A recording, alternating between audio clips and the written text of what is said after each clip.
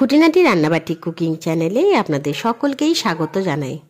আজকে বানিয়ে নেব রুই মাছের অন্য আরেক ধরনের পদ, যেখানে তেলের ব্যবহার হবে নগণ্য এবং স্বাদ হবে দুর্দান্ত। এই যে পদটি আমি বানাবো তার নাম কাঁচা রুই মাছের ঝাল। যেহেতু রুই মাছগুলোকে ভাজবো না, তাই এই জন্য একটা লিকুইড বানিয়ে নেব। দিয়ে দিচ্ছি কিছু পরিমাণ ভিনেগার এবং তাতে দিয়ে দিলাম অল্প পরিমাণ জল, সাথে দিয়ে দিলাম কিছু পরিমাণ লবণ। এবারে যে কাঁচা মাছগুলো রয়েছে সেই মাছের ওপর এই ভিনেগার এবং জলের মিশ্রণটি দিয়ে দেব। ভিজিয়ে রাখবো প্রায় 2 থেকে 3 মিনিট এবং ভালোভাবে ধুয়ে নেব। এই ভিনেগার দিয়ে যদি মাছগুলো ধুয়ে নেওয়া যায় তাহলে মাছের মধ্যে যে আষ্টে গন্ধ সেটা কিন্তু আর রান্নায় লাগবে না। যেহেতু এখানে মাছগুলো ভাজবো না, তাই কিন্তু এই পদ্ধতিটা করতেই হবে। চলুন এবারে আমি মাছের মশলাটা বানিয়ে নিই। এই জন্য হাই ফ্লেমে কড়াই বসিয়ে দিয়ে তাতে দিয়ে দিলাম অল্প পরিমাণ সর্ষের তেল। তেল গরম হয়ে গেছে, এরপর দিয়ে দিলাম তাতে কেটে রাখা পেঁয়াজ। একটুখানি নাড়াচাড়া করে পেঁয়াজগুলো ভাজা ভাজা হলেই দিয়ে দিচ্ছি অনেকটা পরিমাণ টমেটো। এবার টমেটো এবং পেঁয়াজ দুটোকেই নাড়াচাড়া করে ভালোভাবে কষিয়ে নিচ্ছি, যাতে টমেটোর মধ্যে একটুও শক্ত ভাব না থাকে এবং সমস্ত উপকরণগুলো খুব সুন্দরভাবে যেন সফট হয়ে যায়।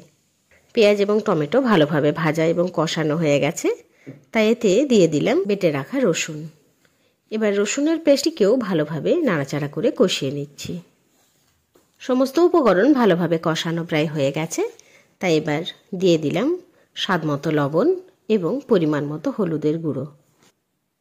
গুঁড়ো মশলাগুলো ভালোভাবে নাড়াচাড়া করে কষিয়ে নিচ্ছি। এবার দিয়ে দিচ্ছি অল্প পরিমাণ আদা এবং কাঁচা লঙ্কার পেস্ট। এটিকেও ভালোভাবে নাড়াচাড়া করে অল্প একটুখানি কষিয়ে নিচ্ছি। সমস্ত উপকরণ ভালোভাবে প্রায় কষানো হয়ে গেছে এবং দেখুন কড়াইয়ের মধ্যে একটু একটু লেগেও আসছে। এই মুহূর্তে দিয়ে দিচ্ছি অল্প পরিমাণ জল। জল দিয়ে নাড়াচাড়া করে কড়াইয়ের মধ্যে লেগে থাকা সমস্ত মশলা উঠিয়ে নিলাম।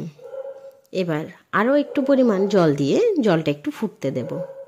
এখানে ঝোল আপনি যেমন চাইবেন সেই পরিমাণ দেবেন, তবে একটু জলটা বেশি দিতে হবে, কারণ মাছগুলো একটু সেদ্ধ হবে তো, তাই যতটা পরিমাণ ঝোল চাইবেন তার থেকে আরও হাফ কাপের মতো জল বেশি রাখবেন। এবার ঝোল সুন্দরভাবে ফুটে এসেছে। সবশেষে দিয়ে দিলাম মাছের ঝোলের মশলা। মশলা ভালোভাবে গুলে পড়ে দিয়ে দিলাম সমস্ত ধুয়ে রাখা রুই মাছ। মাছগুলো দিয়ে দেওয়ার পর মোটামুটি 5 থেকে 7 মিনিট হাই ফ্লেমেই সেদ্ধ হতে দেব। মাঝে মধ্যে একবার করে খুন্তি নাড়িয়ে দেখে নেব যে মাছগুলো যেন কোনো রকমভাবেই কড়াইয়ের মধ্যে লেগে না যায়। 5 থেকে 7 মিনিট হয়ে গেছে।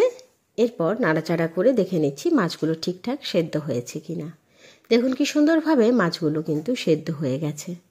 এবার গ্যাসের ফ্লেম অফ করে প্লেটিংয়ের পালা। গরম গরম ভাতের সঙ্গে এই কাঁচা মাছের ঝোল খেতে কিন্তু লাগে দুর্দান্ত। ভাতের পাতে এই মাছ থাকলে অন্য আর কোনো সবজি বা ভাজাভুজির দরকার লাগবে না। এইরকম সুন্দর সুন্দর রান্নার ভিডিওস দেখার জন্য অতি অবশ্যই আমাদের চ্যানেল খুঁটিনাটি রান্নাবাটিকে সাবস্ক্রাইব করতে ভুলবেন না। অবশ্যই লাইক, শেয়ার এবং কমেন্ট করে জানাবেন আমাদের দেওয়া সমস্ত ভিডিওস আপনার কেমন লাগছে। ধন্যবাদ।